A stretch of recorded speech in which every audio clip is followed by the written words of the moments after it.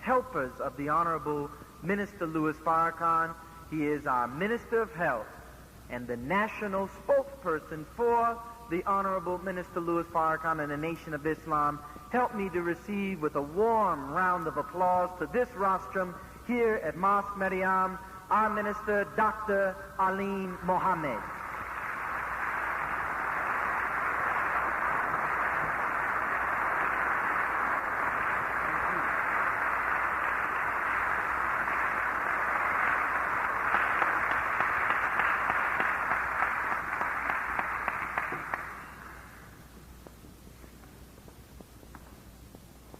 In the name of Allah, the Beneficent, the Merciful, the All-Wise, the True, and the Living God, the one who came to you and to me in the person of Master Farad Muhammad, to whom praises are due forever.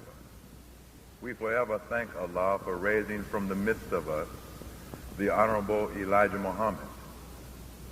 Fact about it is we have to thank Allah twice because he raised another one, the Honorable Louis Farrakhan. And they are like two arrows shot from the same bow, piercing the heart of the black man and woman of America and the world, causing us to fall in love with one another. And by releasing the awesome power of self-love and the love of God, then it means that our day of victory has come. So in their names and in the names of righteous people everywhere, let me offer to you the greeting words of peace, as we say it in Arabic, Assalamu alaikum. So how's everybody feeling this afternoon? I too am fine, giving thanks and praise to Allah, working hard in his name, trying to make my words my bond. Brothers and sisters, I want you to know how excited I am to be here at Mosque Maryam. Even though I've been in the Nation of Islam, I think it's about 26 years almost. I get excited every time I have an opportunity to set my foot inside Muhammad's mosque. Not just having an opportunity to have something to say, but I get excited if I could just sit in the back row, just to have a hearing of this great and mighty teaching that God gave to the Honorable Elijah Muhammad. So I don't know how many of you are here for your first time. Can I see your hands if you're here for the first time? All praises are due to Allah. Well, let me say to you that you're in the right place. You're in a place that is unlike any other place that you have ever been to. This is not like a church. It's not like a school. It's not like anything that you've ever been to before, because this is the only place that you can come and hear the pure, unadulterated truth as God revealed it to a black man from the midst of us as a people. So you're in a position now to fulfill a part of what is written in Scripture, that you shall hear the truth, and the truth will make you free. If we haven't been free in the past, it's only because we were denied all access to the truth. Every opportunity to hear truth was denied us, and no teacher of truth was ever allowed to emerge from the midst of us until the coming of our Savior, Allah, in the person of Master Farad Muhammad, and the raising up of the Honorable Elijah Muhammad and the Honorable Louis Farrakhan. And they established the truth. They put the root of truth deep into the soil of North America, deep into the hearts and minds of black people here in North America. And there is no power on the earth or in the heavens above the earth that can uproot what God and the Honorable Elijah Muhammad and the Honorable Louis Farrakhan have established.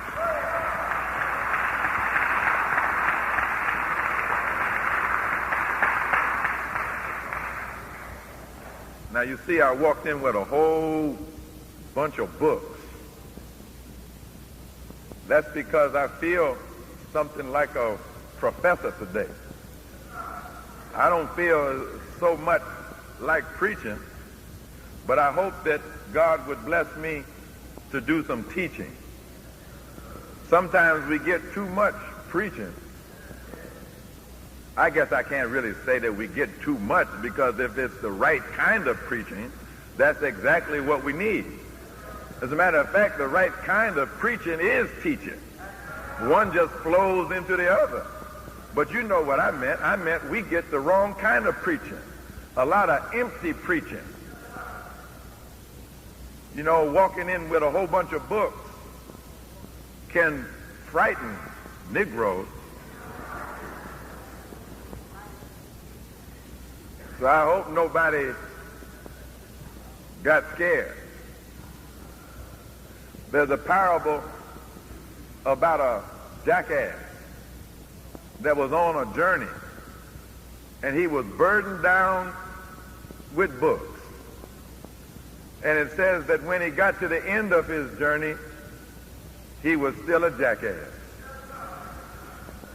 So I hope I haven't come all the way from Washington, D.C. to Chicago with all of these books and just stand before you like a braying jackass.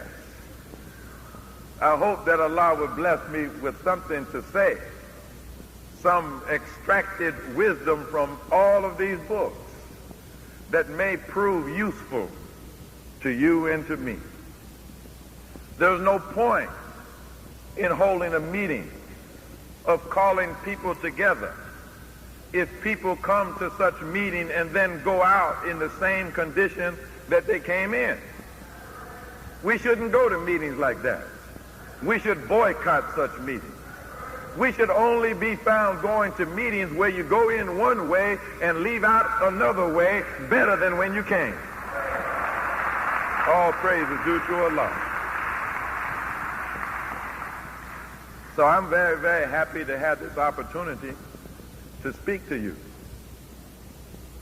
As you may have seen on the flyers that were passed out, our subject today is Slave Master Bill. And that's, I think, a very important subject for us to deal with, because it looks to me, from where I stand, that slavery is back in effect. Now, I know we sing a song that says, before I'll be a slave, I'll be buried in my grave. But yet, those who fail to learn the lessons of history are doomed to repeat them. And if we didn't learn the lesson of slavery yesterday, when it happened the first time, then what assurance do we have today that we can escape it if our former slave masters and their children are determined to reduce us down into a state of slavery all over again? But before we get into our major subject, I just want to speak briefly as the Minister of Health of the Nation of Islam. We have some projects that have been underway. You know that the Honorable Louis Farrakhan sent me to Kenya in 1991 to do research on something called Kemran, which is an excellent treatment for people with AIDS or who are HIV infected. And we were able to come back with this medication, and we began to treat our people here in North America. And the results of this treatment have been so spectacular that we were able to write that up in a scientific paper and take it to the National Institutes of Health in October of 1992.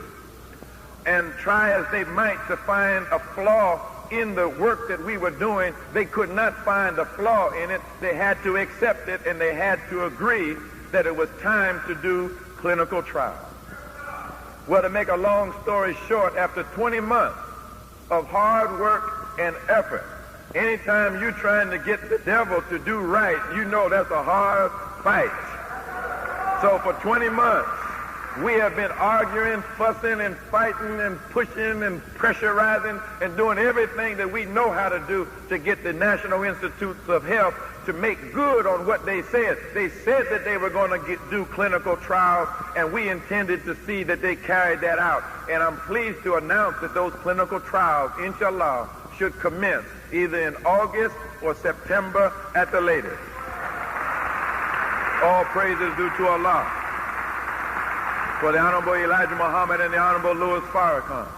And I want you to know this is history in the making. This is the first time that some people, some black people in America have gone to Africa and brought something back from Africa and have it introduced into the mainstream of American medicine and American science. The first time it's ever happened. But I want you to know it's not the last time. I just recently received some communication, and then after that, I got a shipment of some medication from Nigeria. You might recall at Savior's Day 1992 that we announced that we had information that in Africa there was a treatment for sickle cell anemia that was very good. And we were making efforts at that time to try to secure this substance because there are millions of our people who suffer from sickle cell anemia, and the medical establishment has no real remedy for those sufferers. And so all praise is due to Allah. We received just a few weeks ago a shipment of medicine from Nigeria for the treatment of sickle cell anemia, and we want to do, all praise is due to Allah, we want to do with this medicine what Allah blessed us to do with Cameron. We want to make it known among our people all over America, families who have children with sickle cell anemia suffering pain and distress for year after year after year. We want you to know that God has provided an answer for those who are suffering from sickle cell anemia, and the Nation of Islam is going to bring it to your community so that you can receive the benefit of it. See, this is what we have to do. Nobody's going to save us but us. And so we thank Allah for the Honorable Elijah Muhammad and the Honorable Louis Farrakhan for their inspiration to us so that we get up now and start doing things for ourselves. Sitting around waiting on another people to discover a cure for us, to give us a remedy for something that ails us. No, we can do these things for ourselves. All praise is due to Allah.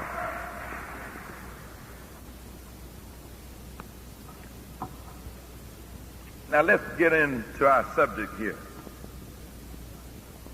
Slave master bill. What are you talking about? Who are you talking about? In part, I am talking about your president, the one you voted for. I'm proud to say I didn't vote for him, but you did, because somebody made an interpretation that you should vote for the lesser of two evils, because you knew George Bush wasn't any good. And you actually knew that Bill Clinton wasn't no good. But somebody made an interpretation that Bill Clinton was the lesser of the evils. So you should vote for the lesser evil rather than the greater evil. So in part, I'm talking about this evil man that sits in the White House, that most of the Negroes voted for, and who to this day, even though they have not received anything from him, they're still in love with him. They love the devil, so the lesson says, because the devil gives them nothing. So why do you call him evil? Because I was watching my television set the day that he was inaugurated. And that was also the day that he had a big reception at the White House. And he was shaking hands and kissing babies. And at the same moment that he was kissing on babies.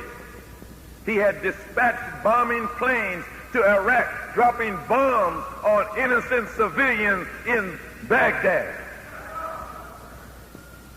Seemed to me that if I had to order a bombing raid on another nation, killing men, women, and children, I don't think I could be out in the public grinning and skinning, shaking hands and kissing babies. I would have to be somewhere alone and quiet in prayerful reflection to a mighty God of justice, who would have to weigh my actions as to whether they were good or evil, fearful of his awesome judgment.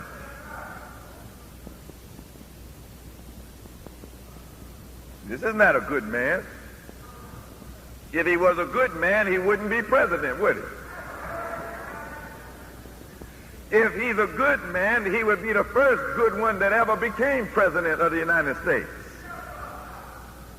They never claimed he's any better than George Washington, and George Washington wasn't no good at all. Was he?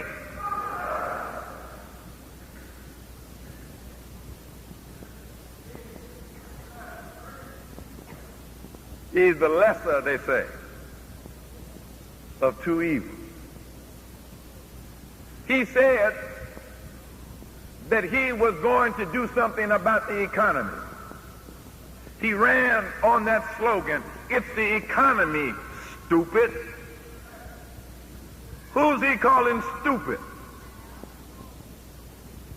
Could it be us? We were stupid enough to vote for it.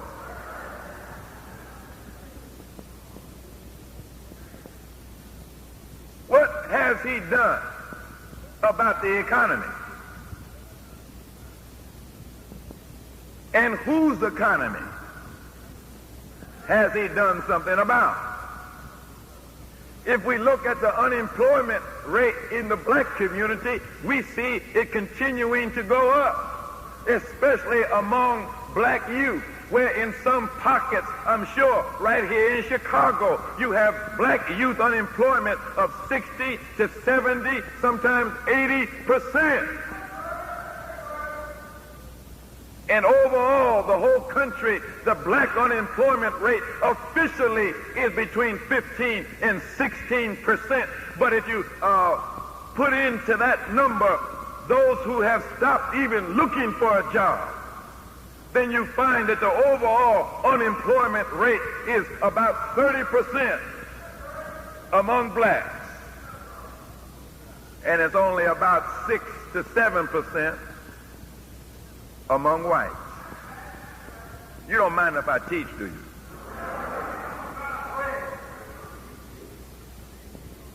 I mean, they say sometimes if you talk sense to Negroes, it'll put them to sleep. I hope I'm not putting you to sleep. But I want to talk about some serious issues that you and I should be paying attention to. How does President Bill Clinton, how does he intend to repair the economy? Has he invested in infrastructure? Has he invested in factories? Has he invested in low-cost housing, as the Honorable Louis Farrakhan has recommended that he do in this book, Torchlight for America? Has he done that? Here he has a prescription that would solve the problem in this book, but he hasn't carried any of this into practice. Why would he reject the wise counsel of the man of God in his midst? Don't you think that President Clinton knows who Minister Farrakhan is? You better believe he knows who he is. Then why won't he follow the wise counsel of the man of God? Because he's no better than the wicked rulers of former times, who always rejected the wise counsel of the man of God that God pulls up out of the people, for not just the guidance of that man's own people, but for the guidance of everyone who would be guided.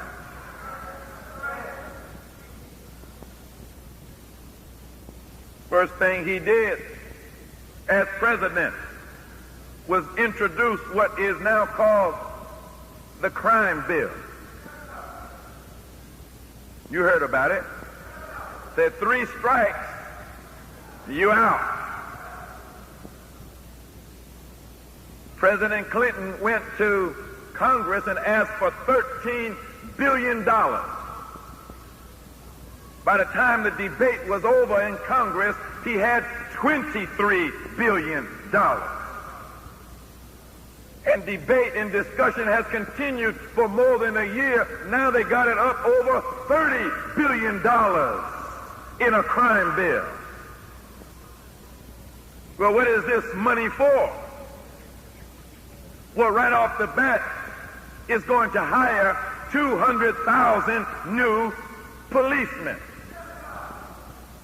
They're bringing the soldiers back from Europe, and they're employing them as police when they reach the shores of North America. Well, what do you need 200,000 more police for, Mr. Clinton?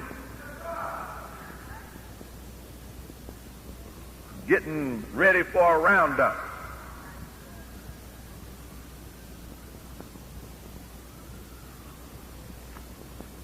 They say they need to build more prison space.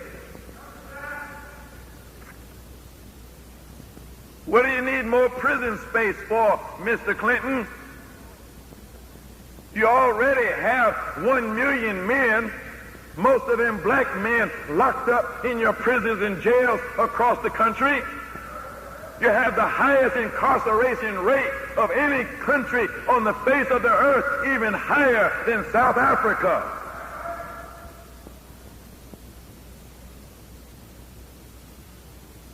But they want to build 12 regional prisons at a cost of $500 million per prison for a total cost of $6 billion.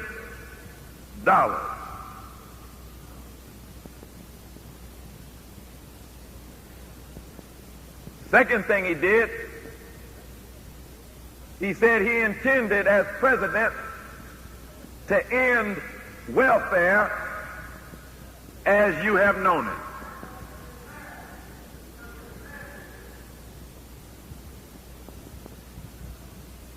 Says now, if you're on welfare for more than 2 years, then you're going to be offered a job. If you accept the job, then you can continue to receive your benefits. But if you don't accept the job, then they will drop you. What does it mean when you tell somebody that you have work for them to do and they have no choice about it? They must accept that work or else. What do you call that?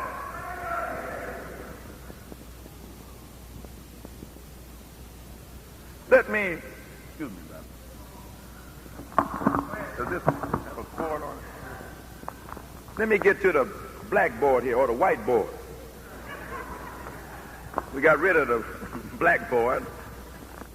Got the whiteboard. Is everybody all right?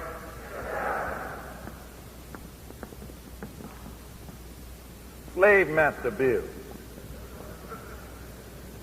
Crime bill.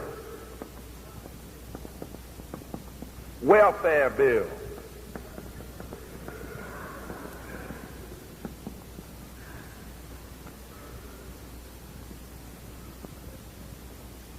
If we look at this from an economic point of view, then we begin to understand that the strategy that Mr. Bill Clinton has adopted to balance the budget and to save the economy is the same strategy that was used centuries ago in the founding of the country. How did they manage to get wealthy? How did they manage to build up their economy and make it the strongest in the world? How did they manage to come out of nowhere so fast? It was what we call slavery.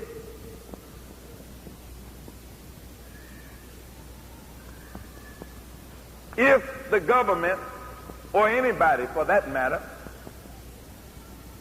spends $1 billion, that equals in the economy 10,000 jobs. We're going to keep coming back to that. That's a formula that economists know about. Every time $1 billion starts circulating through the economy, that creates 10,000 jobs. If we look at the crime bill that now has a price tag of $30 billion, how many jobs is that? 300,000 jobs. For who?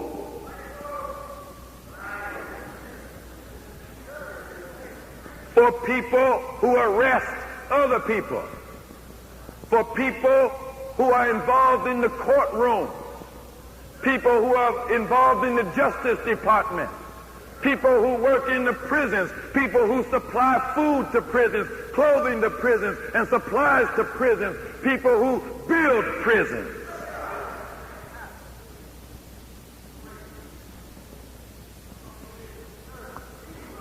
Think about it now.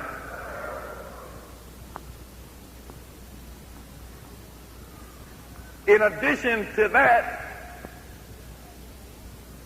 he's going to hire 200,000 more police. So by election time 1996, he's going to be able to claim to his people that he created 500,000 new jobs.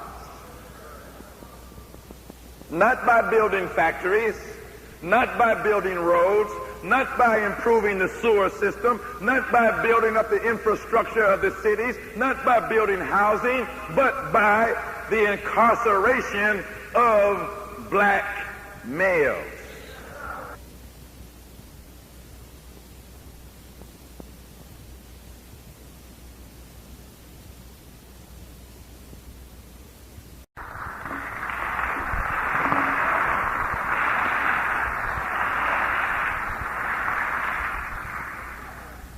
Let's take a look at something. What does the lesson say? Let's see here. You got this book, right? This is the Supreme Wisdom Teachings of Master Farad Muhammad. I wonder if there's anything in here that we might find guidance in. Oh, here we are. Something called English Lesson Number C1. And it asks a very interesting question which is relevant at the present time. And that question that is asked is,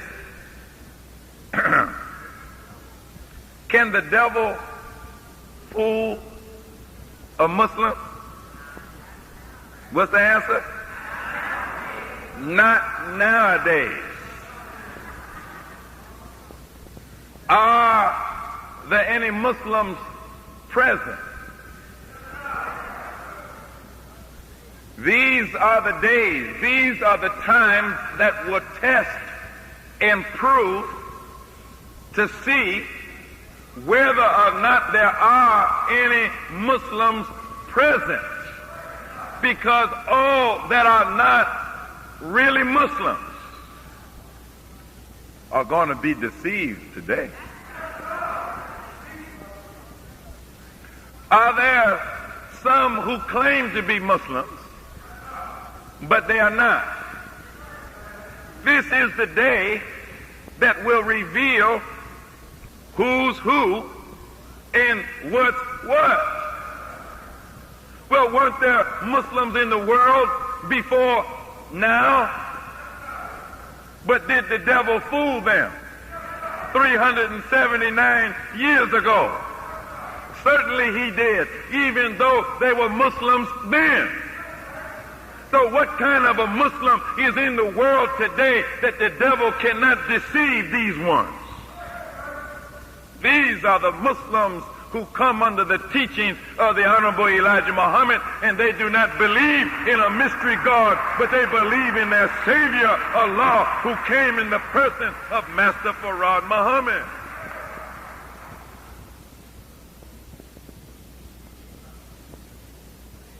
Do you mean to say that the devil fooled them 379 years ago? Yes.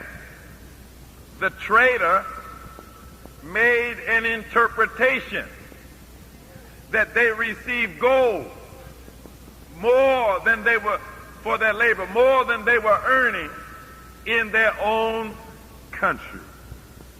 Then did they receive gold? No. The traitor disappeared, and there was no one who could speak their language. Then what happened? They wanted to return to their own country, but they could not swim 9,000 miles. Now that's the history of what happened. The white man that came to our people is more than 379 years ago now. We would have to say, what, about 430 some years, 39 years, 439 years ago. He didn't come and take us over with force of arms at that early stage. He came and he set up a trading post in the jungle of that continent. And he made an interpretation, which is to say that he put a value, he put a slant, he put a spin on the thinking of the people and made them to believe that which was not true. In other words, he deceived them. We got hoodwinked. We got bamboozled.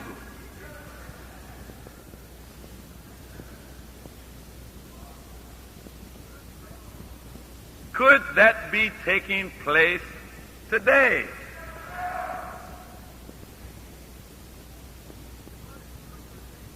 What interpretation have we received? Is it the true interpretation of things, or is it a slanted version of things? If the best and supreme knowledge that we could have is the knowledge of who and what is God, what interpretation of that word God have we received? If we are outside the teachings of the Honorable Elijah Muhammad, then we believe in God what we believe that God is a mystery that lives somewhere beyond the sun, the moon, and the stars. You ask the people whether they believe in God, they will tell you, yes, I believe in God. But then you ask them concerning that God that they believe in, and you find out they believe in something that they do not understand. They end up telling you about their belief in a space spook spirits.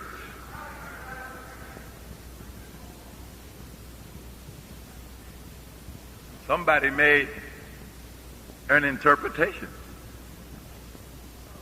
that takes you from the reality of God, and then they make a promise that if you believe in that mystery God, then after you die, you will earn gold more than you were able to earn when you were alive on the earth. You'll get yours in the by and by in the sky. You'll go to heaven up in the clouds, and that place is paved with gold and diamonds and rubies and emeralds and streams flowing with milk and honey. If you accept my interpretation of God.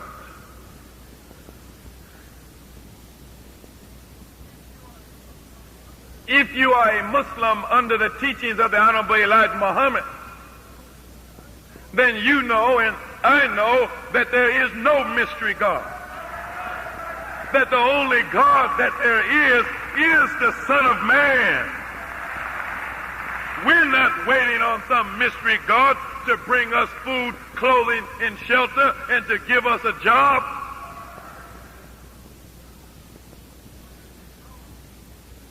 We know that God is a man. Always has been, always will be.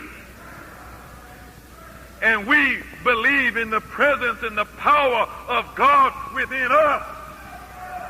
And it is the teachings of the Honorable Elijah Muhammad that ignites the power of God in us, so that we have the power to go and do something for ourselves, and we don't have to wait till we die to enjoy heaven, but we can produce heaven for ourselves while we live. All praise is due to Allah.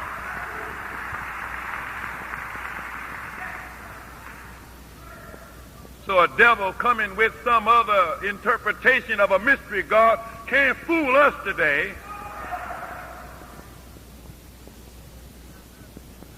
So if you have not checked out the teachings of the Honorable Elijah Muhammad, you better do so at once. Before somebody has you more than 9,000 miles up in the sky somewhere looking for gold.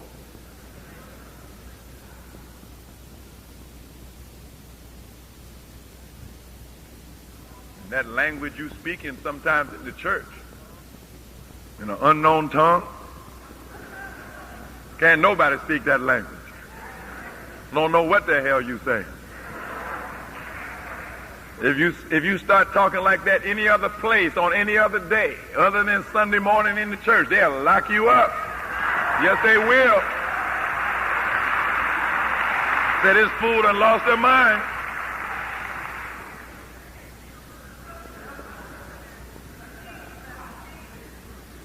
What else have they interpreted for you and me? How did they interpret you to you? What did they say about you and what you are? First of all, they called you out of your name. The lesson asked the question, why does the devil call out people Africans? The devil called us Africans. We ain't no Africans. The original people called that continent Asia, but the devils call it Africa to make our people of North America believe that those are the people on that continent are the only people we have, and all of them are savage.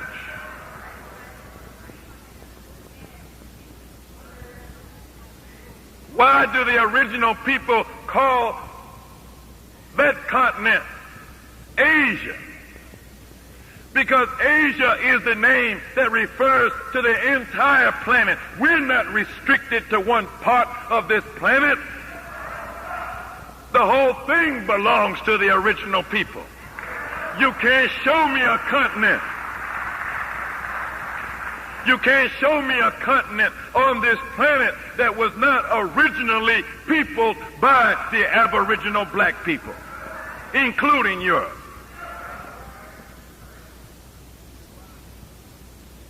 So why does the devil call us Africans? It's to divide us, to make us feel smaller than we are, to make us feel almost like a minority, even though we are the majority all over the planet Earth. But he calls us out of our name to mislead us, to keep us blind to ourselves so he can use us as a tool and a slave. Are you listening?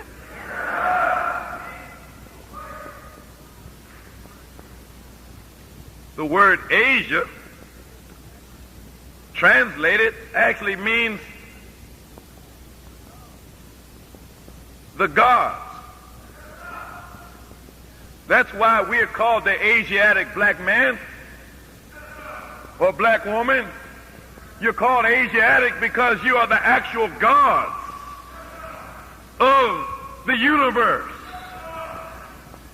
Isn't that who the Asiatic black man is? The original man. He's the maker, he's the owner, he's the cream, he's the God. That's the proper interpretation of yourself.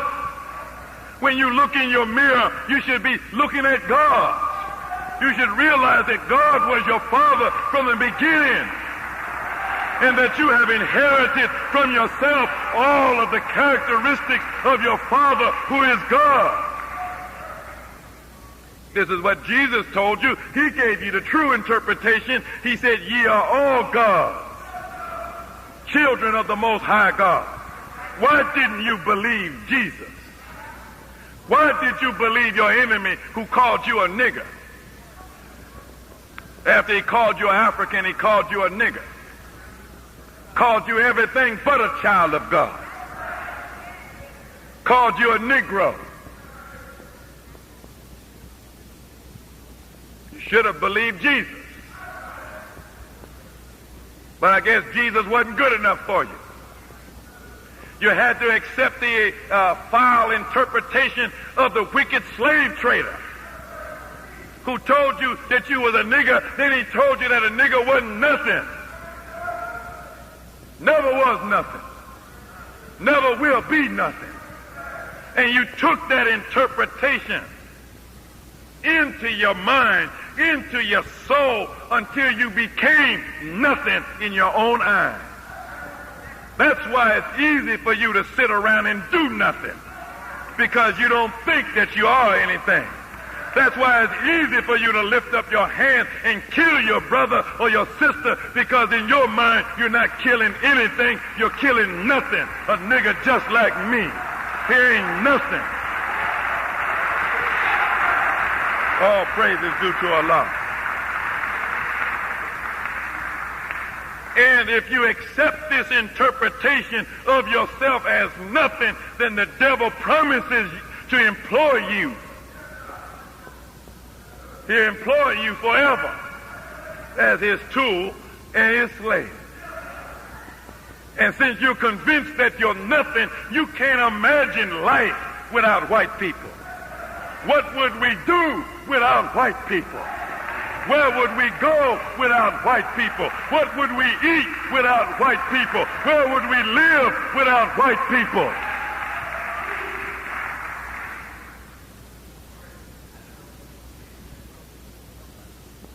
And so we need somebody to give us the proper interpretation. If we can get the proper interpretation, then we don't need no devil promise of gold. We'll go dig up some gold ourselves. And we won't find his picture on it. We'll put our own picture on it. And that gold will be as good as anybody else's gold. Is everybody all right? See, what was it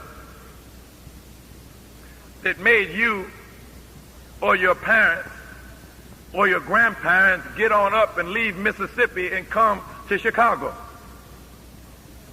Somebody made an interpretation that if you leave the farm and go to Chicago, go to Detroit, go to Milwaukee, go to Cleveland, go to Pittsburgh, go to Philadelphia, go to L.A. If you just pick up and leave the home folks, leave your family, leave the farm, leave everything that you have known, and get on the road, get on a Greyhound bus or a train, or walk if you have to, if you can just make it to Chicago, we promise you more gold than you are able to earn if you stay home with your own people, with your own family. Then did you receive more gold? No, we last saw you blind, deaf, and dumb, ignorant, homeless, in the street, picking through the garbage, shivering in the wintertime, trying to get a bed in a homeless shelter. Somebody lied. And what happened to the family farm? What happened to the family homestead? What happened to the family business that didn't look like so much back in those days? Now it's long gone. And sometimes when it's real cold in Chicago, sometimes when you're real lonely in Chicago or these other places, don't you have a longing in your heart to go back home? You want to go back home, but you don't know the way. You're too far gone. If you went back to the farm, now you don't even know what to do on the farm. Grandma knew, Grandpa knew, but now you 2 or 3 generations off of that, now you wouldn't know what to do with a cow, wouldn't know what to do with a chicken, wouldn't know what to do with a field that's awaiting you, wouldn't know how to put a plow to it, wouldn't know anything about growing your own vegetables, wouldn't know anything about raising fish or doing something that would produce a future for yourself. You don't know anything about that. All that you know is someone is promising you more gold if you just take one more step in the direction that they would have you go in. Some of you ain't from Chicago. You from St. Louis. What you doing in Chicago? Why'd you leave your mother behind? Why'd you leave your brothers and your sisters and your friends and your relatives behind? Because they said, if you go to school, we can give you a scholarship. We'll take care of all your needs, and you can come up here and you can get you a good job. You don't need to pay no attention to those people back home. Your mother can't tell you what to do. Your father can't tell you what to do. You got to have your own mind. Making an interpretation. So then you go for it. You get your degree. And then now you're out here in the job market.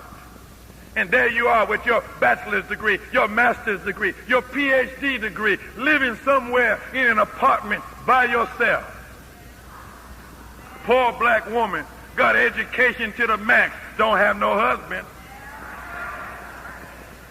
don't have no family life, don't have nothing but a job. And you don't know the pink slip is in the mail. Because corporate America that hired you on in the 60s and the 70s, now they say they're downsizing, laying off. And they ain't never changed the policy. You always were the last hired, first fired. Some of us know the truth. We're living 1 or 2 paychecks from poverty, 1 or 2 paychecks from homelessness, based on an interpretation that we would receive more gold if we went for what they were offering. At some point,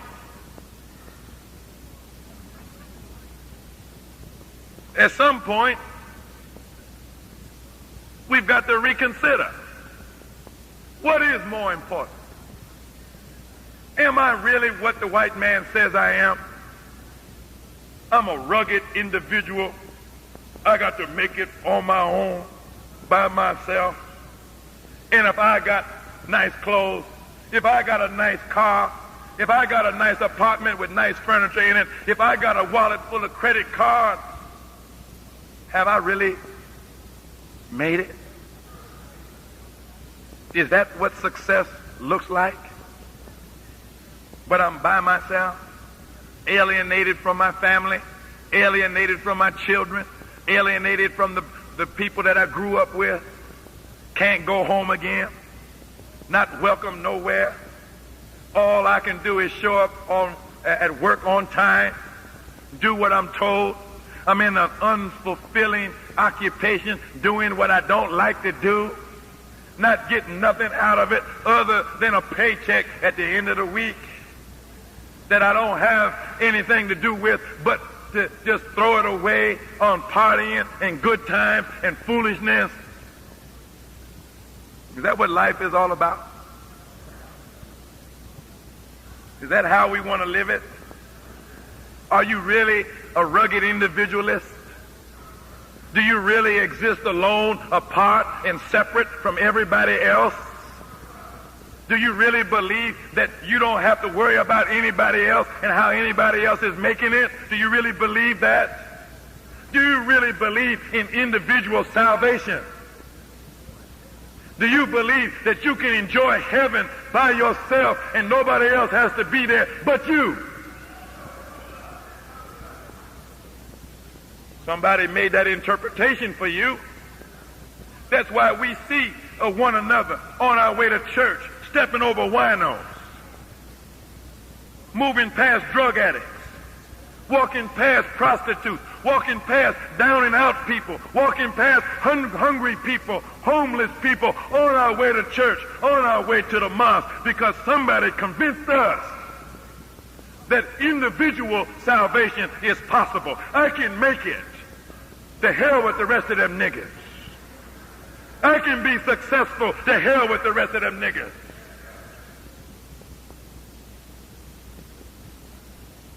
You're just being played for a fool. We didn't come over here as rugged individualists. We came over together. If we're ever going to escape this hellhole called America and breathe free as God intended for us to breathe, how are we going to have to do it? We're going to have to do it together.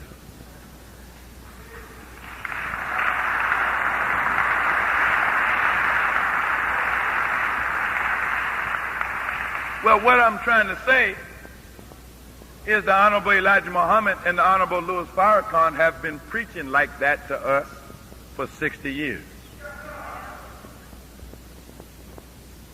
Preaching against the mystery God.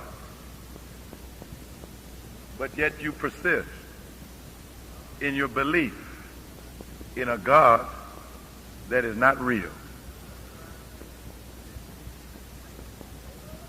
Been teaching and preaching to us about unity.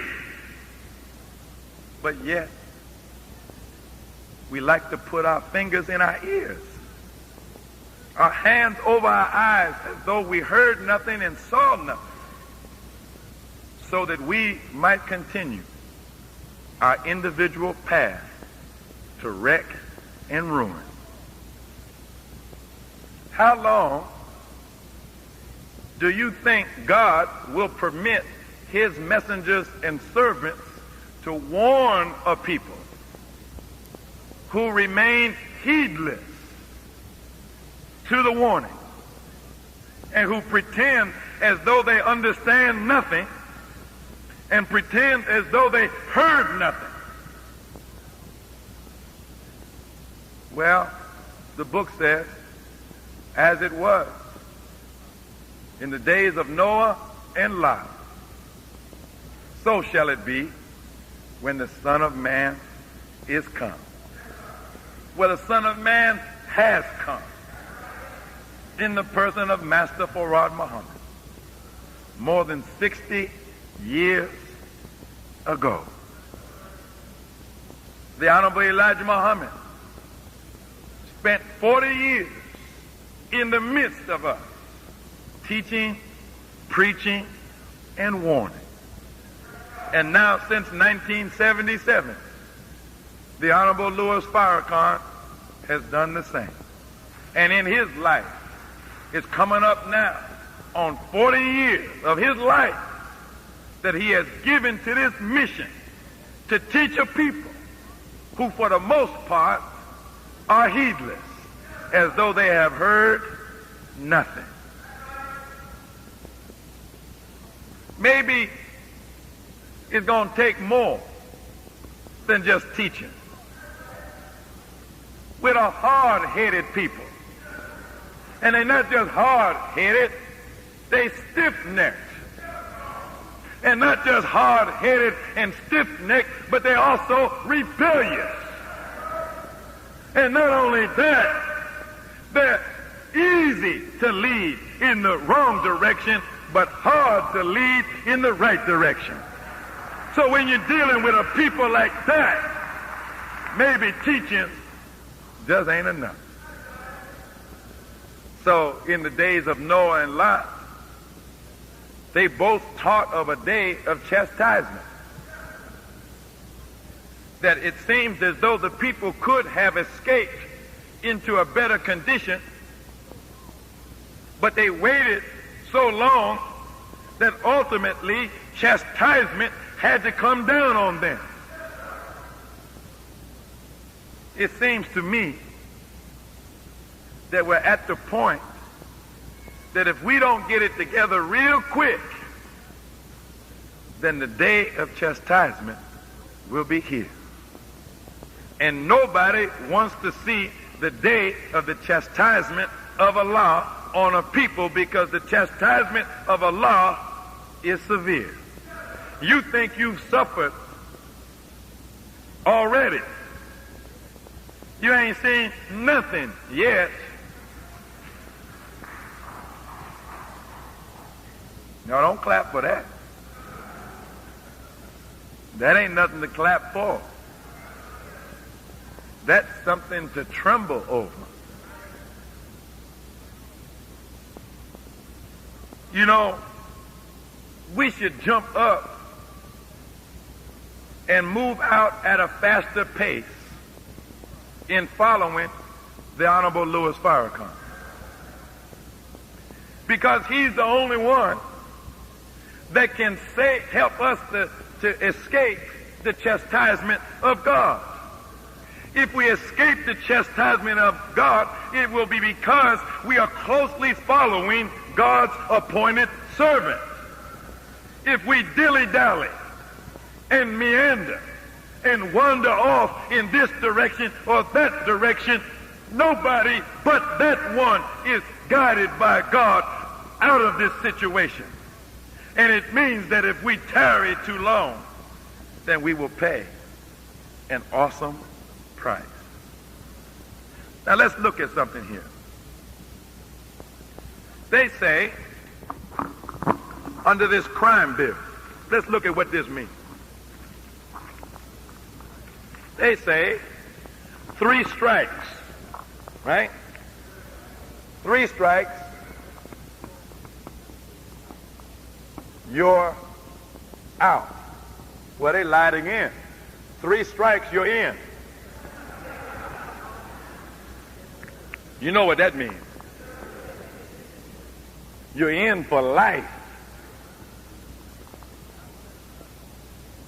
See, I was at a conference, and I heard Reverend Jackson, and I'm sure you've heard him at other times. He was appealing to President Clinton and the government, and his argument went something like this. He said we could invest $4,000 a year on the front end of life. You heard that.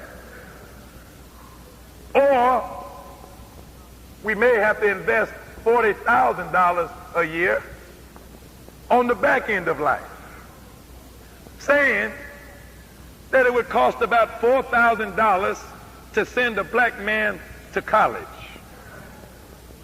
The average community college, they're about $4,000. Let the brother go to college, get a degree. Now he's qualified for a good job. He can come out and he can be a productive citizen. He can marry somebody and raise a family, and he'll stay out of trouble because he got money in his pocket.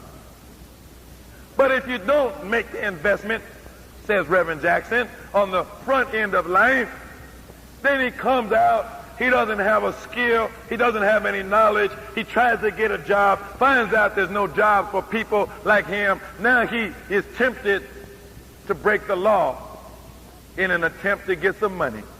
Then you lock him up, and now it's going to cost you $40,000 a year to keep the man locked up. That's the reasoning of a slave.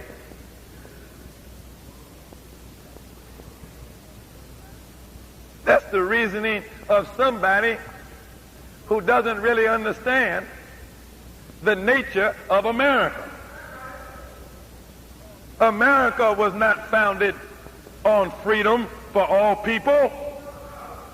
America was founded on the enslavement of black people. That's what made America rich and strong and powerful. So now America is in trouble. What do you think that she's going to do? She's going to return to that which made her rich and powerful in the beginning. They say it's hard to teach an old dog new tricks. If slavery worked before, it might just work again. Especially since these Negroes is dumber now than they were then. It was hard to make a slave then, because here's this person that you catch and put a chain on in Africa 400 years ago. He knows what his name is. He remembers the face of his mother. He can hear the voice of his father. He knows who his king is. He knows he's a citizen under his own government. He can speak his own language. He knows his religion. He knows he ain't no cotton picker.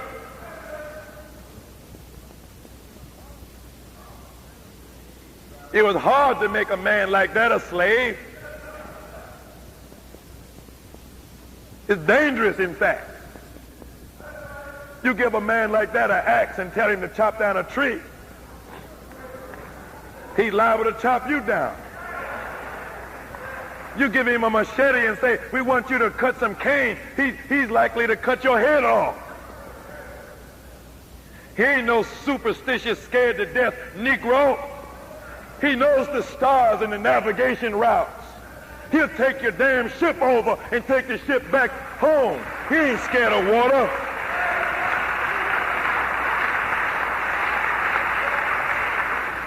But this one you got now, he don't know nothing about nothing. It's easy to make this black man and woman in here a slave today. I don't care how many times you sing that song that before you'll be a slave, you'll be buried in your grave. I don't care how much you sing it. It'd be easy to reduce you down to a slave all over again, unless you hear the message of freedom of the Honorable Louis Farrakhan. I know you think I'm overstating my case, but I'm telling you that if you don't hear this man, then the devil gonna get you. He gonna get you. Then look at this now. See what Jesse don't understand? Suppose you were President Clinton and you were trying to run an economy. Now your economy is all about what? Cash flow. You got a system of cash flow, right? Now, which would you rather have in your cash flow situation? Would you rather have $4,000 flowing through it, or would you rather have $40,000 flowing through it? In other words, if I'm the president and I have to face re-election and I promised the people I was going to solve the economic problem and create all these jobs, if the economy is spending $4,000, well, that's a certain number of jobs that might be created. But certainly I could create 10 times as many jobs if I spent 40,000. So if I was President Bill Clinton, what would I choose? Would I listen to what Reverend Jackson is saying? Hell no, that Negro don't know what he's talking about. He ain't never created a job for nobody.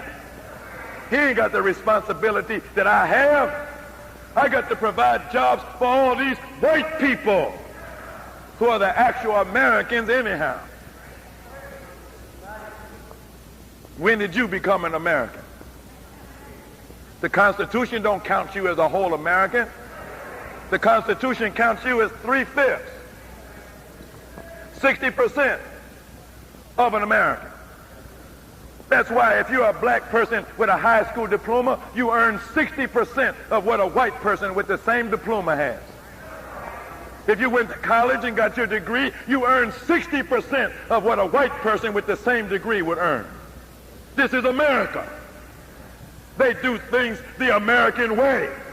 And the American way is to pay niggers 60% of what you pay white people.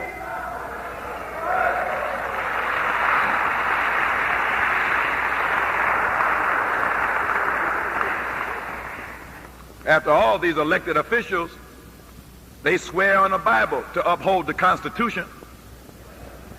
You want them to go against the Constitution and pay you the same thing that they pay white people?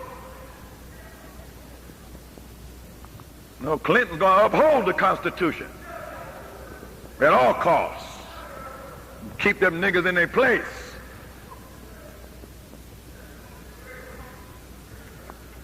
Let's look at this.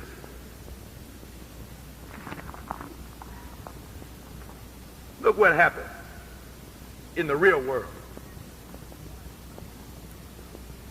Okay, 3 strikes says you're in. You went to a school. They were supposed to teach you reading, writing, and arithmetic. But this is America.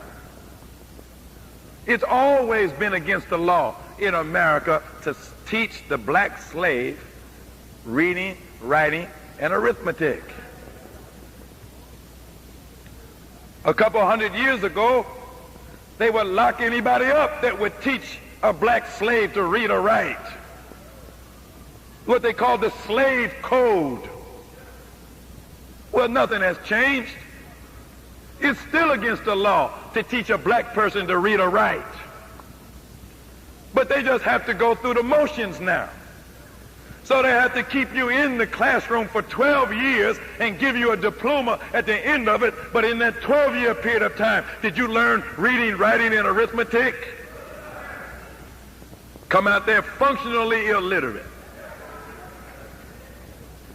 As a matter of fact, about 60% of black high school students drop out before the 12th grade. But even the 40% that go on to graduate can't really read or write too good. Even those that go to college really don't know how to read or write too good. That's why even in the colleges, they have to have remedial programs to take you into, and then you just spin your wheels there for about 4 years, and they give you a degree. And the proof that you didn't really learn anything is when you come out of those schools, what problem can you solve? You might have gone to college with bright stars in your eyes, thinking about, when I get this degree in sociology, I'm going to come right back to my neighborhood and I'm going to solve all these problems. When? When do you ever see that happening? You find out that that knowledge, so-called, that you received in college is just a farce. But you don't have the heart to come back and tell mama and tell papa, they tricked us again, mama. Spent all that money and didn't get nothing for it. You would have more sense about it if it was a car. If you went and bought a car that wouldn't run, you take it back and demand your money back. But you go to college and don't have nothing to show for it, but then you try to put up a front like you really got something, and you ain't got nothing and can't do nothing.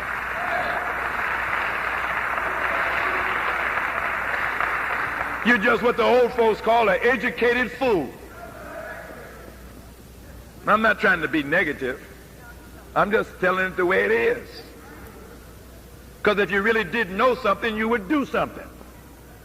But if we look in the black community with all these college degrees, master's degrees, PhD degrees, what's going on there?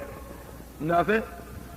And the Negroes that got those degrees, they got a promise of more gold, so they're really working downtown somewhere, helping another people build up their worlds. They don't want nothing to do with the neighborhood people anymore that they grew up with. So now look at this. Come out of school, have no skills. The original man is what? The maker. So here's an original man, 17, 18 years of age, can't make nothing. Can't produce nothing. Can't say nothing. Can't think about nothing. Just in bad shape. Needs money. Can't figure out no way to get no money. But somebody comes up to him and shows him a plan. Shows him a little plastic bag with some rocks in it. Say, if you sell this, then you'll have some money. So you start selling those rocks. And sure enough, people come from everywhere to buy from you. And before the end of the week is out, you got more money in your pocket than you ever had in your life. And you're so happy. What you don't realize, however, is the guy that came up to you to get you in the business because he liked you. He's actually a police informant. See, he just got released from prison last month. He cut a deal with the authorities that they would let him out on an early release and shorten his parole if he would agree to go right back out into the neighborhood where he came from and be an informant.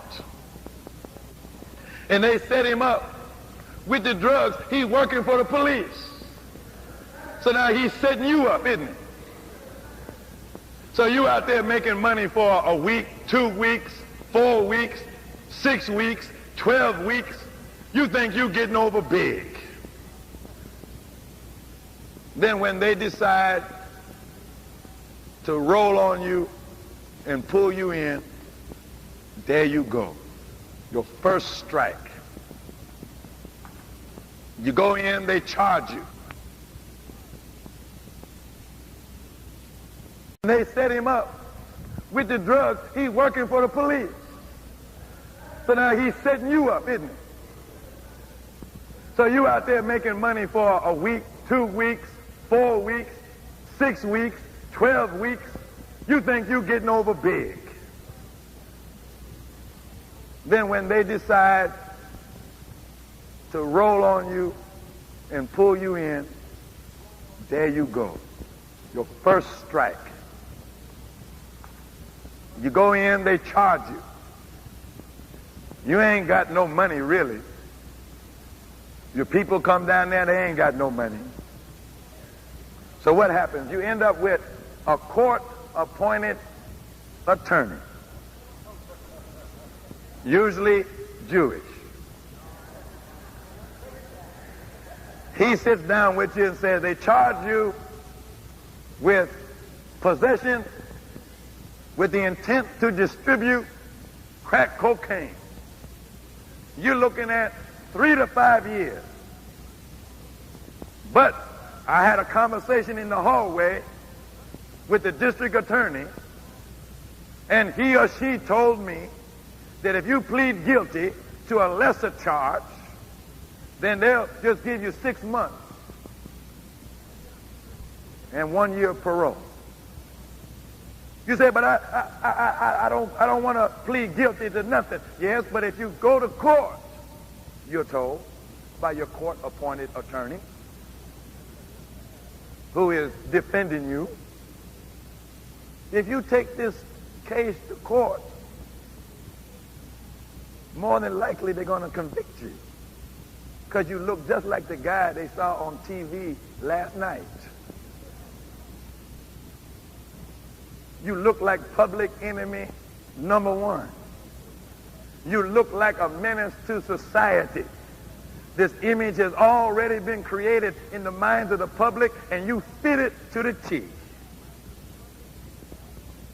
So that's why you have 1 million black men and boys in prison.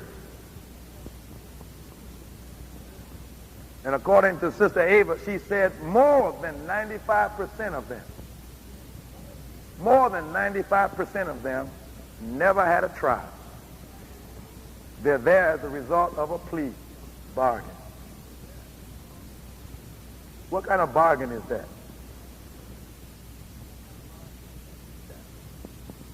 So you go and do your 6 months. While you're in there, you're locked up in a cell with people just as dumb as you are.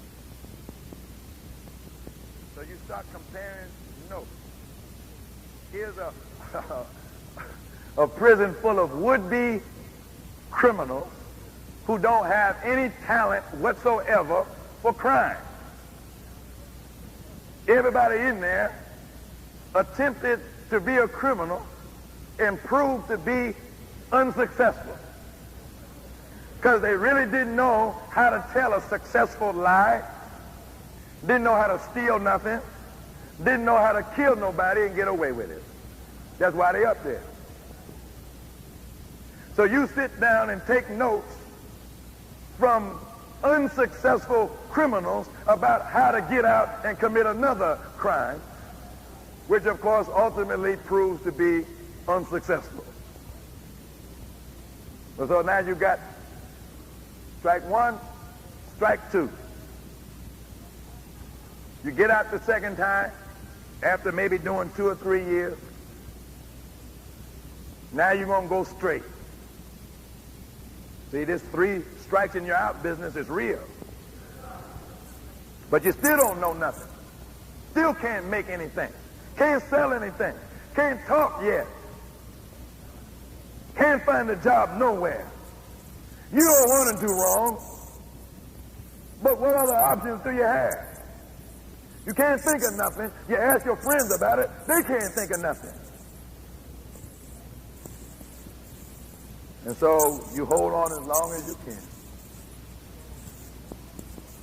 But then there you go down for the 3rd time. And under this new law, now you're in for life.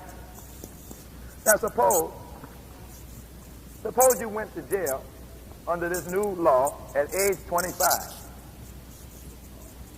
And say that you lived out the expected lifespan of a black man, which means that you would go to maybe age 65. Just when they promised you that you were going to get Social Security, that's just about the time that you die. So you end up getting nothing. Now, how many years is that in prison? That's 40 years, right?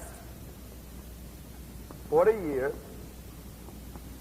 at $40,000 a year that the economy is benefiting from your incarceration. Isn't that wonderful? You're finally making a contribution to society. So if you stay incarcerated for 40 years at $40,000 a year, how much money have you generated for the economy? $1.6 million. Did you know that you were $1 million Negro?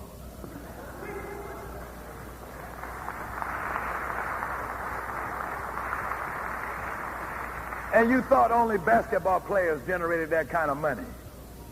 No, every Negro, as they say, is a star.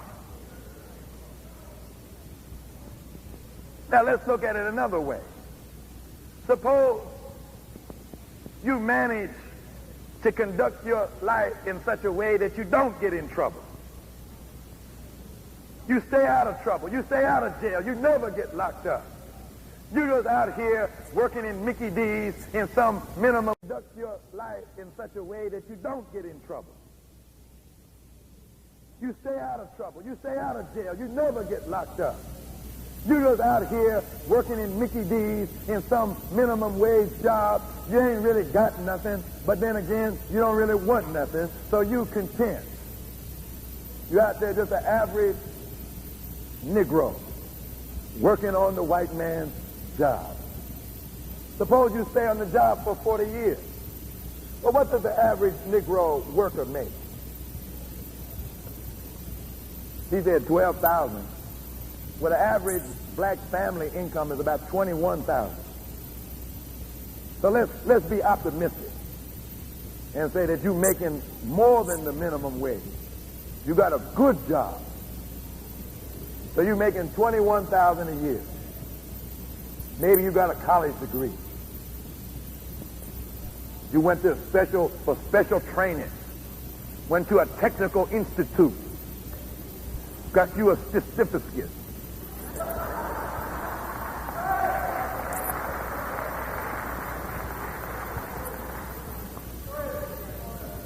Got 21,000 a year plus benefits. So you work for 40 years, driving your old piece of car, living in a rundown place, wearing shoes with holes in the bottom, but you're a good Negro. Go to church every Sunday, get the Holy Ghost. After 25 years in the church, you make the deacon board. And you manage the whole house and home together. How much would you earn over a 40-year career as a Negro? That would come out to about $840,000 over your lifetime that you would generate for the economy. Now, which one, the guy that's locked up or the one that's on the loose, which one generates more economic benefit for the economy as a whole? See, a black man is worth more if you lock him up than if you let him on the loose.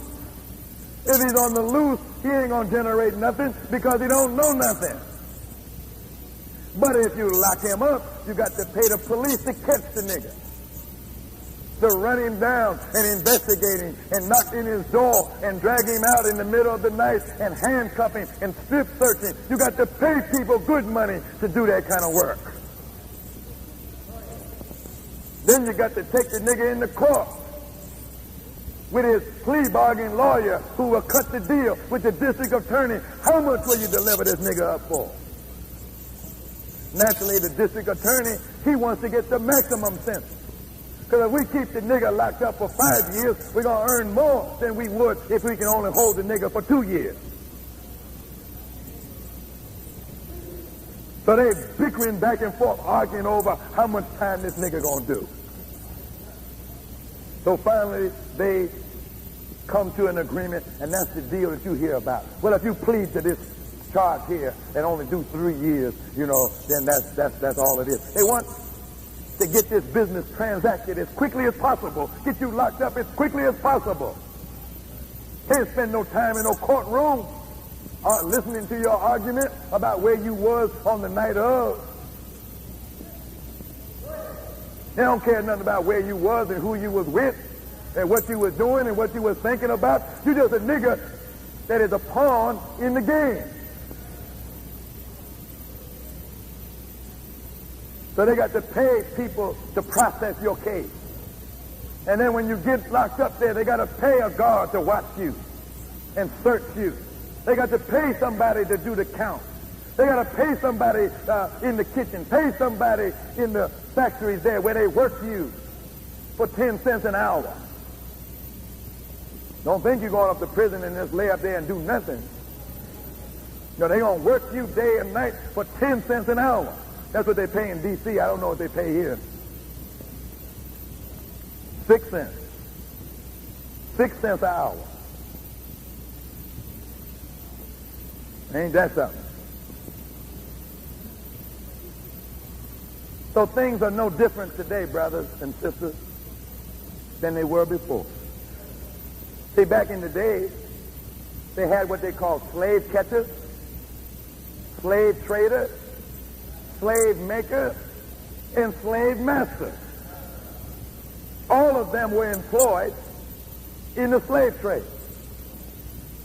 The slave catcher, he was the guy that had to go into the jungle and hunt the slaves down, catch them, put a chain around their neck, drag them from wherever they was living down to the slave trader's post at the edge of the jungle on the seacoast.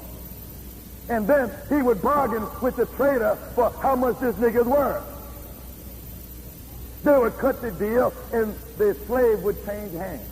Then the slave trader would wait for the ship to show up, and then they would bargain again, because he's trying to make a profit on the slaves that he just bought. And then the slave would be transplanted or transported into the new world, and then a bargaining process would take place again with the slave, a plantation owner, who becomes the slave maker that has to break the slave and the slave master. The same thing going on today. We don't call them slave catchers today, we call them police. But they operate the same way. They black and white. Just like before. There were some Africans that was catching other Africans. Ain't no different today. They put a dragnet out in the south side. They go and round up 100 people a night. 200 people a night. I know in Washington, D.C., in 1988, the chief of police said they had arrested 68,000 people in that year. 68,000 out of a population of 625,000. They had arrested more than 10% of the total population of Washington, D.C. in 1 year. How many do they arrest in Chicago every year? Huh? Anybody know? What, you ain't counting? You ain't counting the brothers that's missing off the block. You ain't counting the people that's missing in your family. You let the slave catcher come and grab them and take them away, and you ain't even counting. If there's 1 million that's locked up, some of them is from Chicago. You're related to somebody here. You went to school with somebody here. There's somebody from your neighborhood that's in that number, and you don't even care about them. Isn't that funny? The Honorable Elijah Muhammad said that if Prophet Muhammad had been alive when they put us in slavery, he said Prophet Muhammad would not have allowed the Atlantic Ocean to prevent him from coming after us. But Prophet Muhammad was long dead by the time we went into slavery. And there was no one of his caliber in the world. So when they came and got us 400 years ago, didn't nobody come after us. They ain't asked about us to this day. Isn't it funny how history repeats itself? Somebody's father, somebody's husband, somebody's brother, somebody's son, somebody's cousin, somebody's uncle is locked up. 1 million strong. And other than for some in the Nation of Islam, who goes into the prison to see about them, to talk to them, to give them a word of inspiration? See, we got to do better than that, brothers and sisters. As a matter of fact, if most of them never had a fair trial, never had a jury of their peers who heard the evidence,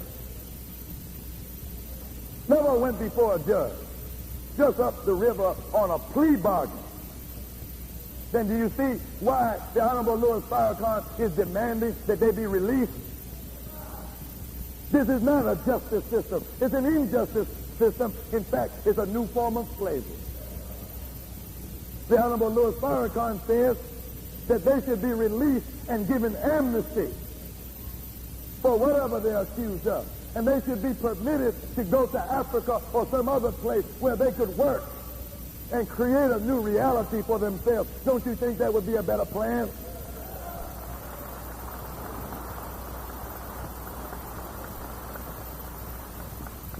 Most of them, 70% of them, are in jail because of some drug-related charge. But where do the drugs come from?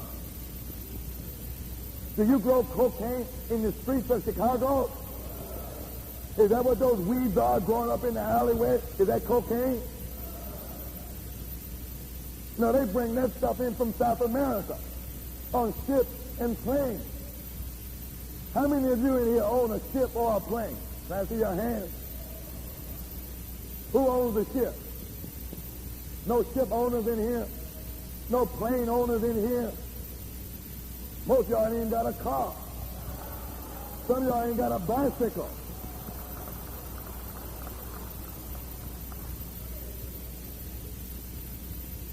Well, then who brings this stuff all the way from South America? Who's down there in South America that knows you? So they show up at your doorstep with some dope for you to sell. You think about this. Do they have a lot of black-on-black violence in Chicago? They shooting each other with these 9mm and Uzis and street sweepers and all of this kind of stuff. Are they doing that here? But which one of you is making all these guns? Which one of you? I know somebody must be making a gun. Somebody in here must own a factory that makes guns. Somebody must be making bullets. But y'all don't make none of it, do you? But somebody that owns a factory. And it must not be a secret. I mean, a gun factory couldn't be no secret. I mean, that's something big, isn't it? And they probably got a loading dock and a shipping dock, and they put them guns in crates, and they ship them out of the back door of the factory in trucks, don't they? And them trucks are licensed by the state, aren't they? And they go down the highway, and they got a bill of sale, don't they? And they mean for us to believe that they can't trace where all these guns are coming from? Who made them? And who received the profits from it? They want us to believe that they can't figure this out. But yet they can't interdict a drug shipment coming out of Peru, coming out of Bolivia, coming out of Colombia.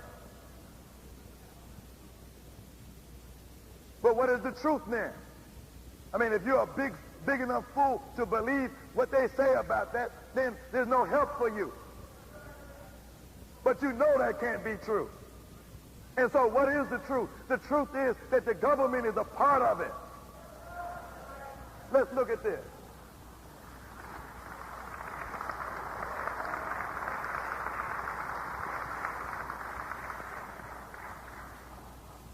Drugs, $300 billion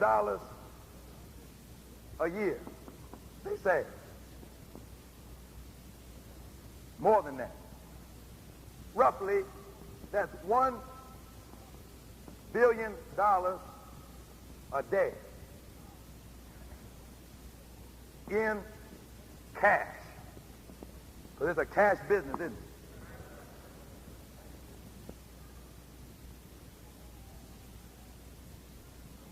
Now, for every dollar that you have in cash money,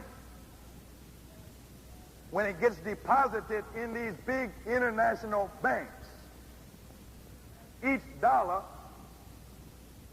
is equal to between $100 to $1,000 by a process that they call leverage.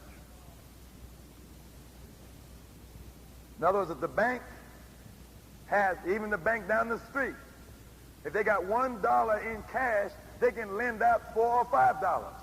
That's just a little neighborhood bank.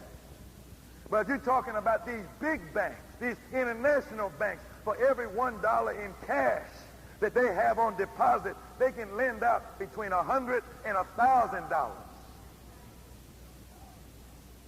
That's how you can have this fact. that there are only $90 billion in currency, in actual dollar bills. There's only 90 billion in actual currency, in circulation in the whole country. But yet, what's the gross national product?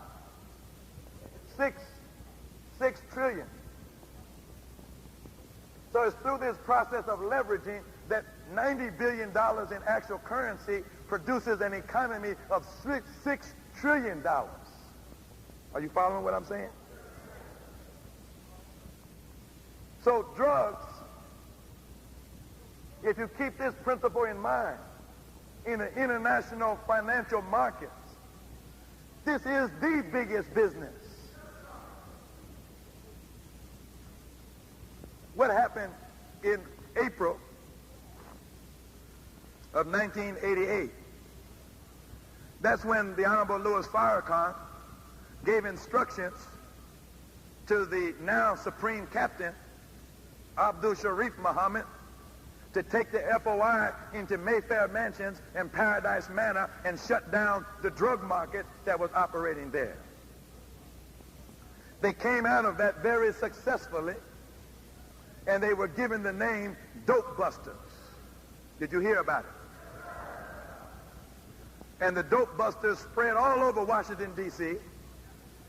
Now I understand that the Nation of Islam in Chicago is going after these big contracts in these big housing developments where drugs is everywhere, and they're shutting down the drug markets, aren't they? Not just in Chicago, but in L.A., Philadelphia, Baltimore, all over the country. The Nation of Islam, under the leadership of the Honorable Louis Farrakhan, is moving out and shutting drugs down, showing that the government is lying. When they say they can't stop it, we show that we can stop it, and we don't go with even as much as a penknife.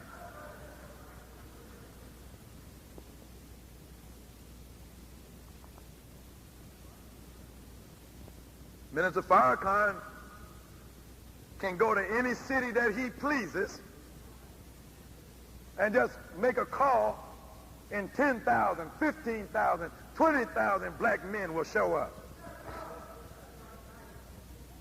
Now I heard last night he made a similar call to the black woman, and 10,000 showed up. Black women showed up.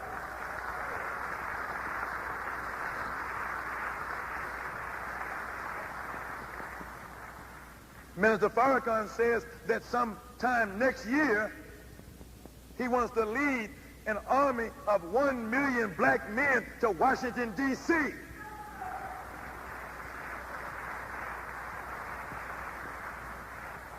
for justice. And we're not coming back until we get it. Well, what kind of man is this? This is the kind of man who says that I am a Muslim, and since I am a Muslim, I will not violate my body with drugs. And since I am a Muslim, I want for my brother and my sister that which I want for myself. I don't want your bodies violated with drugs. And I don't want crime and violence in your neighborhoods as a result of drugs. I don't want your sons and your daughters laying in a pool of blood in the alley as a result of drugs. I don't want your sons and your daughters in prisons as a result of drugs. We want to wipe this drug thing out of our neighborhood, out of the country as a whole. And many of us, we say Minister Farrakhan speaks for us too. We feel the same way. So when he sent us into Mayfair Mansions, we went. And we shut the drug market down. And you say, well, that's just a little place. Yes, but everything starts little. If you prove that you can do it in a little place, then that's proof that you can do it in a big place. The drug boys came after us with weapons. But the God that we believe in wouldn't let the weapons function. We took the weapons from the drug boys and beat their butt.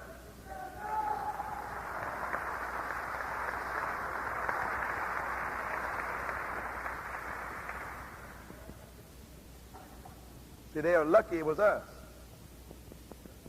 Because if it had been the police would have killed them. But the principle is, if you got a God with you that will disarm a man with a 38 or with a shotgun, is your God strong enough to disarm a man with a cruise missile? If this man got a nuclear bomb, is your God strong enough that you can walk up to him and take the nuclear bomb from him and beat his butt? Is your God just a little God? He can help you whip up on little Negroes that's running around with somebody else's drugs in their pockets. But your God is too little to deal with the big people who make the whole thing happen all over the world. See, that's what this thing is all about. We don't represent some little God, some little local God who's good in the neighborhood. We're talking about the God of the East and the West, the North and the South. He's the God of the black and the white. All he needs is there to be a group of people who believe in him and who will stand in his name. And even though it appears that they're standing against the whole world, yet the power of that God is backing them. So I'm saying this, that the same God that helps us to take back our neighborhoods, as little and insignificant as they may be, that God got enough power that if we act in his name, we'll take the whole country. You didn't hear what I said. No, you didn't. Because you're scared to think like that. You think I didn't really say what I said. No, I really said it. Or do you think that God is satisfied with these devils and Negroes that's running the country? You satisfied with them? You're not? You're not satisfied with Clinton? Well, you must be satisfied with your Negro leadership. You're not? Oh, excuse me. So then you're dissatisfied with them too. In other words, Farrakhan ain't by himself. Are you with Farrakhan? So if he says, let's 1 million men go to Washington, D.C., will you be one of them? Do you believe in Farrakhan's God? See, any God that is powerful enough to keep Farrakhan alive in the midst of his enemies, that's the God you need to have on your side.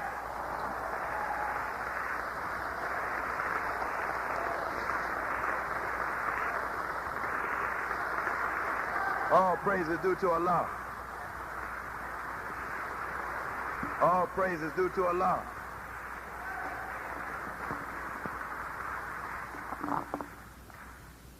Let me just put something else up on the board. Can I have that book?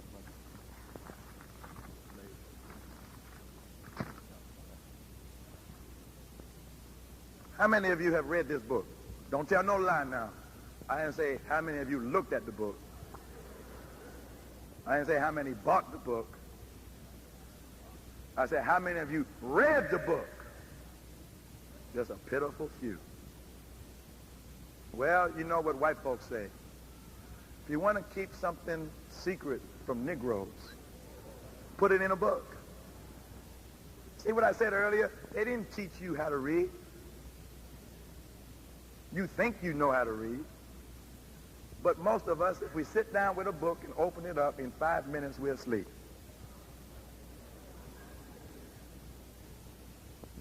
And we say we don't even like to read. Even though Master Farad Muhammad said that everything that you need to know is written down in a book. Since you haven't read the book, then you don't understand why the Jews hate Farrakhan. You're confused by that.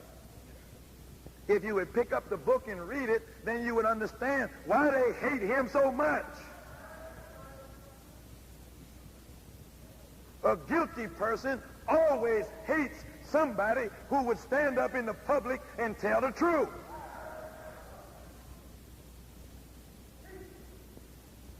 They have pretended to be our friends, but they were never our friends.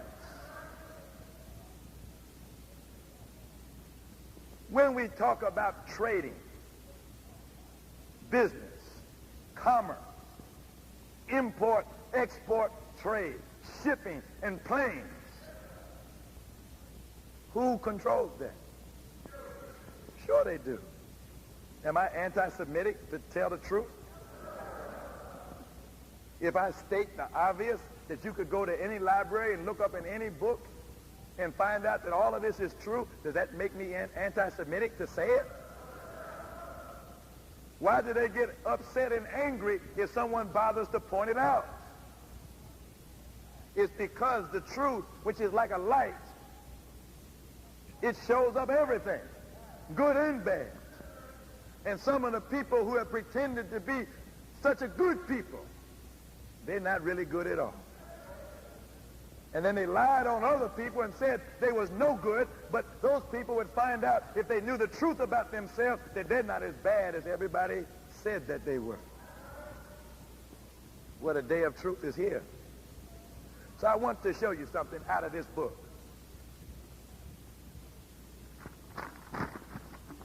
Just to show you how much money we're actually talking about when we talk about slavery. Because some of us might think this is little business. No, this is the biggest business that you could have. Ain't nothing bigger than slaves. I mean, and really, when you talk about the people who were involved in the slave trade, they're the same people that sell drugs, the same people that sell guns. They go together. Slaves, drugs, guns. You don't have one without the other. How can I make you a slave unless I got a gun? Got to have that. That's all part of it. But on page 99 of this book, it talks about the Jews of Newport, Rhode Island. Most people don't even think of that as a Jewish stronghold. But Newport, Rhode Island was one of the strongholds of the slave trade. Most of us don't think of Rhode Island, which is in New England, as a part of the slave trade. We think of slavery, we think of the South. When you was running out of the South, escaping to the North, you didn't know you was running into the headquarters of slavery. You was running from the little snakes to the big snakes. The first Jews came to Newport, Rhode Island in 1658. This book records the records of their transactions in slavery until the year 1774. That's not to say that they stopped selling slaves in 1774. Matter of fact, they was just getting rolling. We're not saying all Jews sold slaves. In fact, in Newport, Rhode Island, there were 18 families. So it's 18 families that controlled this trade. Just like if I said, who sells refrigerators? You might say, well, it's dominated by Jews. That don't mean every Jew in America sells refrigerators. There's only a few that sell refrigerators. But the fact about it is, they sell all of the refrigerators that get sold. Ain't nobody else selling none.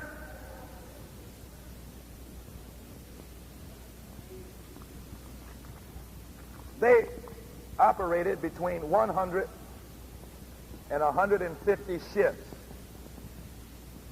a year.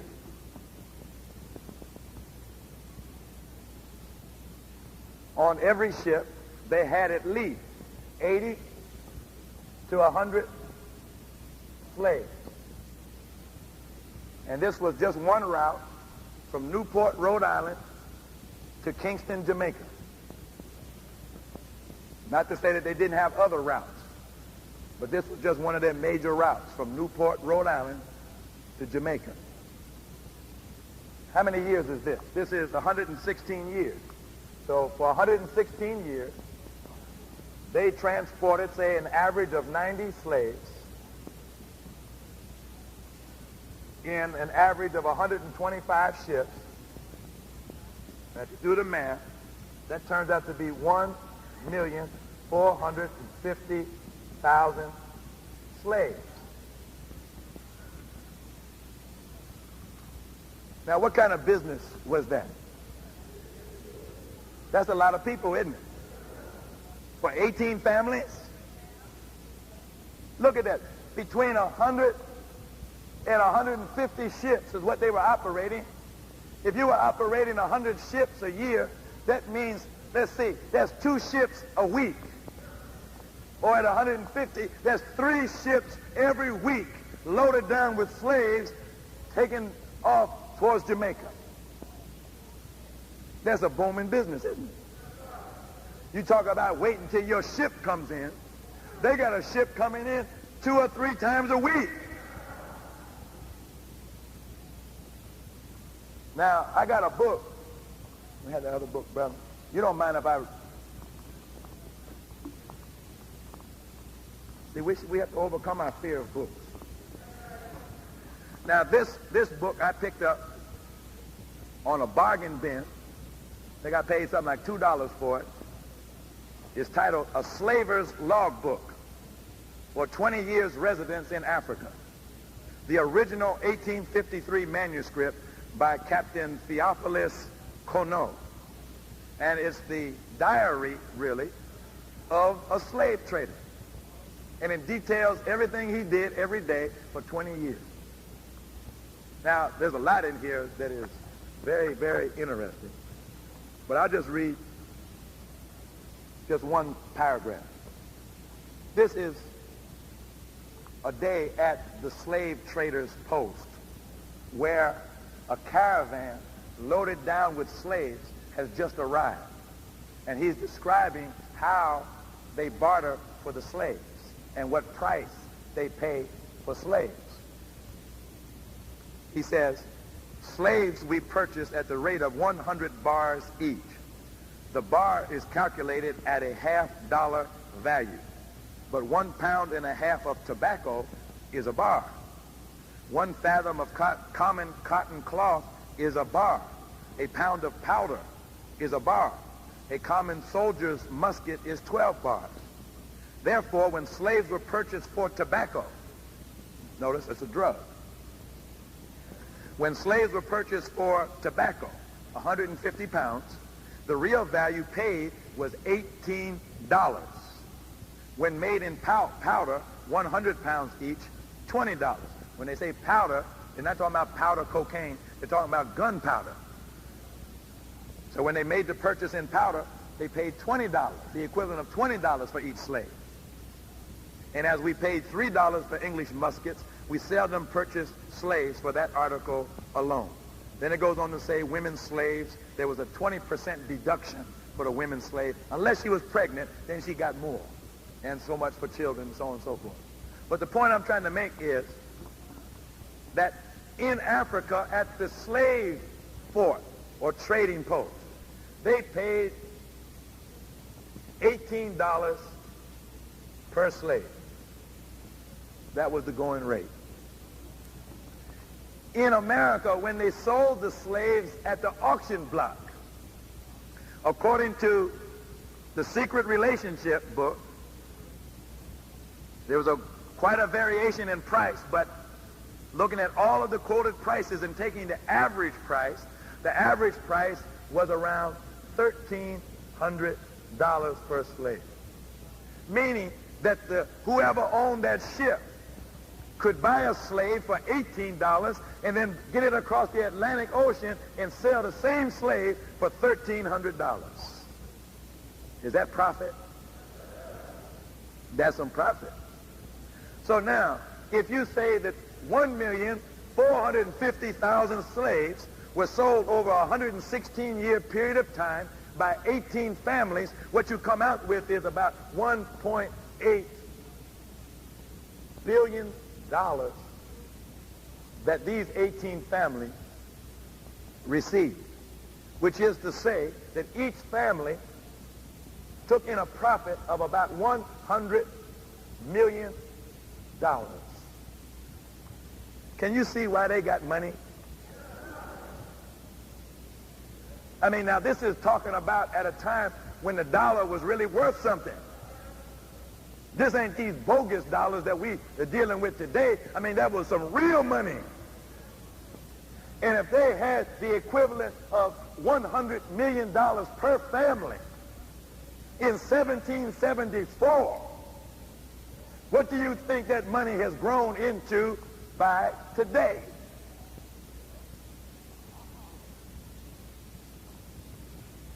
So it was big money then, and it's big money today. And there's only one man that stands in the way of this big money. There's only one man that got the power and the influence to shut down drugs in America. It's not Bill Clinton. He's a drug pusher himself. They was flying drugs into Arkansas when he was governor. George Bush was a drug pusher. That's why Reagan made him the drug czar. And under George Bush, cocaine sales went through the roof. He didn't get rid of Noriega because Noriega was selling drugs. He got rid of Noriega because Noriega had shut down the banks that was laundering the drug funds in Panama. And the so-called war on drugs that's been going on the last couple of years is only to make a shift from the Medellin cartel to the Cali cartel. The Medellin cartel was composed of poor Indians that got involved in the drug trade and started making a whole lot of money, but they weren't the right kind of people to have that kind of money. So George Bush, CIA,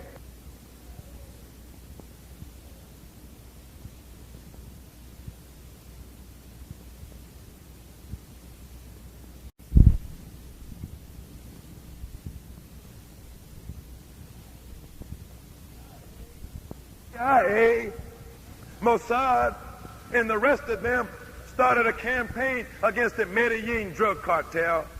And so now the Medellin cartel is destroyed, replaced by the Cali cartel, which is run by the proper kind of people in business suits. And they don't go around shooting people down in the street like those ruffians that were in the Medellin cartel. But there's only one man that can put them out of business. If the idea is to lock up as many black men as possible to build up the economy on their backs, there's only one man that can stop the black man from murdering himself, from committing crimes against his own community, that will turn him into the decent kind of a man that is fit to be a husband and the father of children. That man is the Honorable Louis Farrakhan.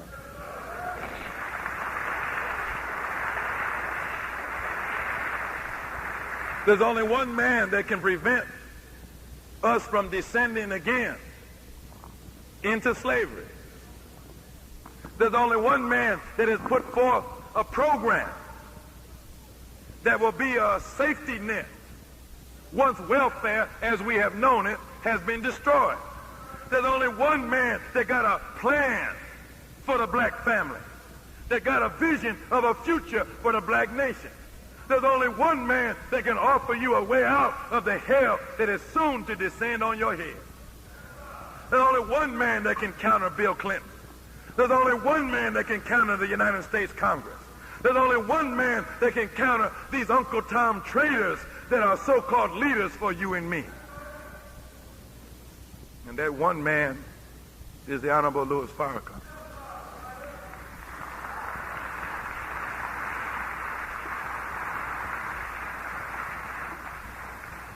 So they got to call him an anti-Semite because he's destroying their economy.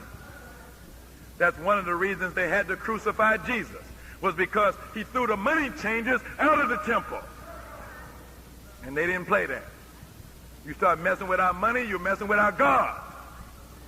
And so then the conspiracy was hatched to murder Jesus. Just as today, the conspiracy has been hatched to murder Minister Farrakhan. Your and my assignment is that we cannot allow that to happen. We have to put our bodies between the would-be assassins and their intended target. The FOI got to be around the minister. The MGT got to be around the minister. We can't just think of it in physical terms. We got to put our minds around him. We've got to put our spirits around him. We've got to be thinking strategically. We cannot allow ourselves to be emotional so that we get played out of pocket and then the enemy comes in for the hit. I think we buried enough black leaders. Wouldn't you agree? We don't need to see another funeral of another black leader. I ain't interested in going to the funeral of Minister Farrakhan. How about you? Well, then it's up to you and me, with the help of God, to prevent it. Think about what the world would have been like if they hadn't killed Jesus.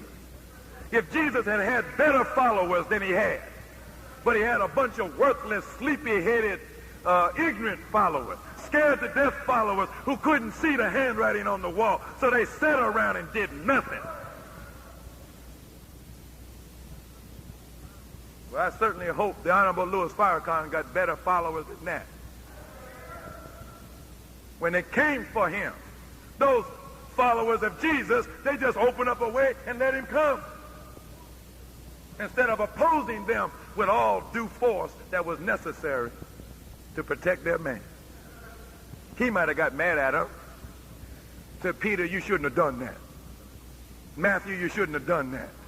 Well, you shouldn't have hit him so hard, Bartholomew. But he would probably forgive you in the end,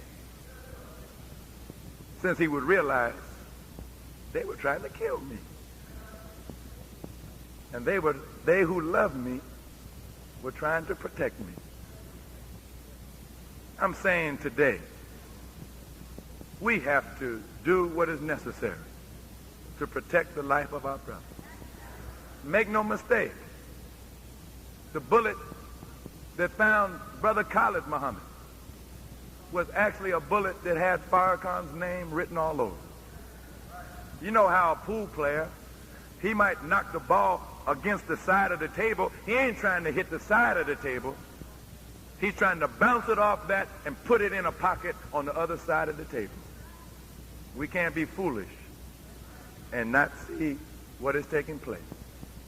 So we need to understand that we should be on a full alert, full security alert, ready to move out at a moment's notice to protect the life of the only man that can save us from slavery the second time around. So brothers and sisters, I know I probably tired you out. All praise is due to Allah.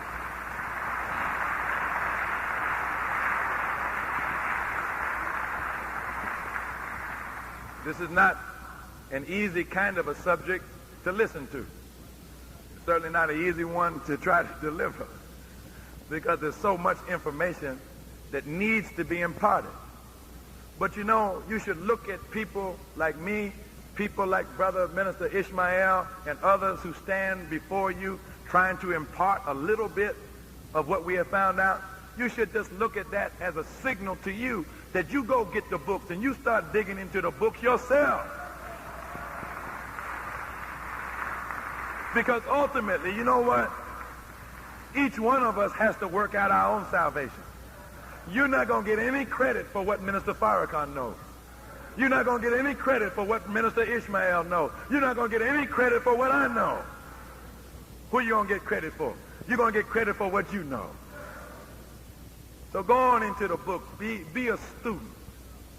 Remember that one learned man is harder on the devil than than 1,000 ignorant worshipers. So let us not be in that category of an ignorant worshiper, hoping that somebody is going to lead us by the hand into paradise.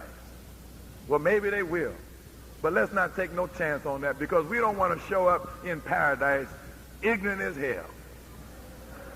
They may throw us out of paradise and say, no, somebody as ignorant as you belongs in hell. Must have been some mistake. So I thank you for being so patient, and I hope that something that was said maybe stirred something inside, maybe changed something inside. I hope that you don't leave here in the same frame of mind that you came in, or in the same spirit. I hope that you're not really the same person now that you were just an hour and a half ago. I hope that you're a new brother and a new sister with a new commitment to do better by yourself and your people than you were found doing yesterday. And so if anything like that happened at all, then I would say that we have been exceedingly blessed. And I thank you once again, and may Allah bless us with the light of understanding. I greet you in peace. Assalamu alaikum.